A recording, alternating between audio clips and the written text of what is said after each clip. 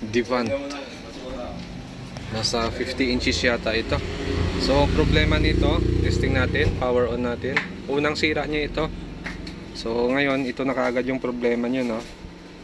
Nagdodoble yung picture. Yan. So try na lang natin kung kaya pa i-repair ito. Pwede kasing one side lang ang may problema dito, pwede ring magkabilaan ang may problema. So pag mga ganitong issue kasi, swerte mo na kung isang side lang ang sira. Kadalasan kasi sa mga ganito, kabilaan ng problema. So try natin, buksan natin. At kung bago lang kayo sa aking channel, huwag kalimutan mag-subscribe.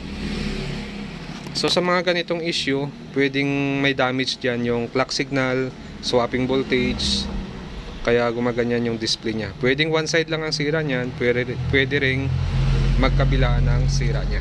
So malalaman natin yan pag nag-angat tayo ng isang ribbon. Okay?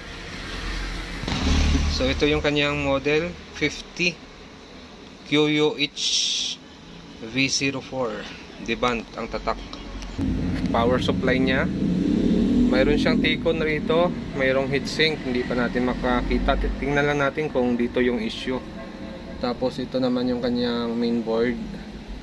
So gagawin natin dyan, maghahang tayo ng ribbon. Sa mga ganitong issue kasi dapat matrace mo kung saang side ang may problema, kung magkabilaan ba ang may problema or hindi. So isang ribbon lang muna ihang natin itong side na to.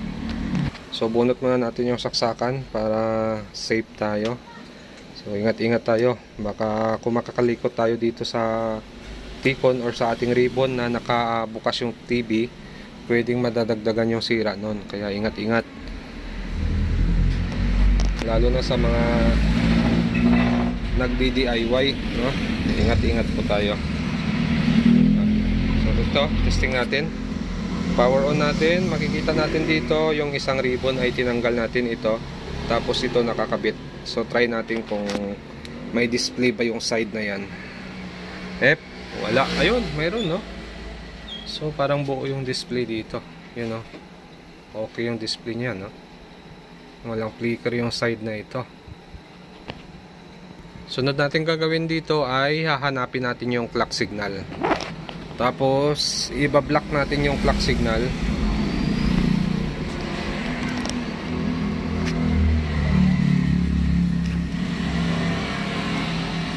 So ito ginawa natin.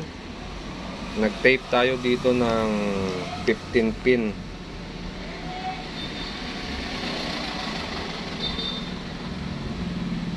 Ayan. 1, 2, 3, 4, 5, 6, 7, 8, 9, 10, 11, 12, 13, 14, 15 pin. So try natin ito kung magno-normal yung display nito, 15 pin. So malalaman nyo lang kung saan yung clock signal nyan. Sundan nyo lang yung circuito. Ito kasi wala akong nakitang may data dito kung saan yung clock signal. Pero pansin ko rito, itong mga resistor na yan ay clock signal natin.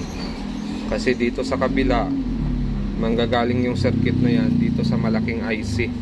So signal din natin yan, pero hindi yan yung clock signal natin. Kaya ito, maaaring ito yung clock signal natin. So try natin ito i-block. Pagdating naman sa kabila niyan, maaaring ito din yung clock signal natin sa dulo. Kasi nga ito, nanggagaling din ito sa IC na malaki. So signal din yan, pero hindi yan yung clock signal natin. So ito sa kabila. Pag dito yung may problema, try nyo ito i-tape. So ngayon ang may problema kasi sa atin ay itong side na ito. Kaya dito tayo magte-tape sa side na ito. Yan, bali 15 pin. So ito, testing natin. Titingnan natin kung magno-normal yung display nito. Power on natin. Yan, nag-on na siya. Check natin kung may display. Ayun. Yun, no? Parang nag-normal na siya kaagad, ano? Sa 15 pin. So tingnan natin kung may guhit or may hairlines na naiwan ito. Kung wala naman, swerte natin. So sa mga ganitong sira kasi, pwedeng may maiwan na hairlines, pwede ring perfect yung pagkagawa. So ito parang perfect, ano? Parang walang problema yung screen natin. lagyan natin ng palabas para makita natin yung display. Okay, so yan na siya. Ito yung good ang side na ito. Ito naman yung may problema sa side na ito. So okay na siya. Yun, pwede na. So hanggang dito na lang yung video natin. At kung bago lang kayo sa aking channel, huwag kalimutan mag-subscribe sa susunod ulit natin na video. Devant na 50 inches panel issue.